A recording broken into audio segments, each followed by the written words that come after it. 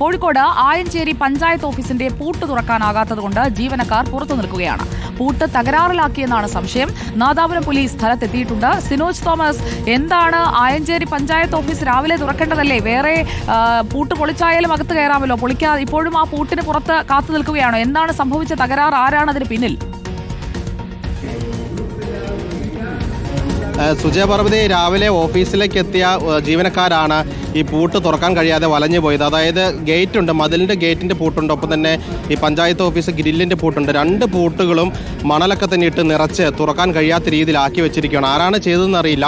കാരണം കഴിഞ്ഞ 2 ദിവസം അവധി ദിവസമായിരുന്നല്ലോ. അത് കഴിഞ്ഞ് ജീവനക്കാർ ഇന്ന് രാവിലെ എത്തിയ സമയത്താണ് ഈ പഞ്ചായത്ത് ഓഫീസിൻ്റെ പൂട്ട് ഈ അവസ്ഥയിലാക്കി വെച്ചിരുന്നത് കണ്ടത്. ഏതായാലും ജീവനക്കാർ മതിൽ ചാടിക്കടന്ന് അകത്ത് കയറി ഗ്രില്ല് തുറക്കാൻ നോക്കിയപ്പോഴും ആ പൂട്ടും സമാനമായ രീതിയിൽ മണൽ നിറച്ച് വെച്ചിരിക്കുകയാണ്.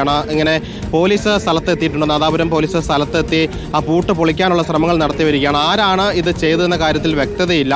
ഏതായാലും പോലീസും പഞ്ചായത്ത് അധികൃതരും ഇതുമായി ബന്ധപ്പെട്ട അന്വേഷണം നടത്തുന്നുണ്ട്. കഴിഞ്ഞ അവധി ദിവസത്തിൽ ആരെങ്കിലും ഈ ഗേറ്റിന്റെ പൂട്ട് ഇതുപോലെ തന്നെ തകരാറിൽ വരുത്തിയ ശേഷം മതിൽ ചാടിക്കടന്ന് പഞ്ചായത്ത് ഓഫീസിന്റെ ഗ്രില്ലിന്റെ പൂട്ടിലും മണൽ നിറച്ചതാണ്. ആരാണ് ചെയ്തതെന്ന കാര്യത്തിൽ ഇതുവരെ വ്യക്തതയില്ല. സുജയ. ശരി, സിനോജ് തോമസ്.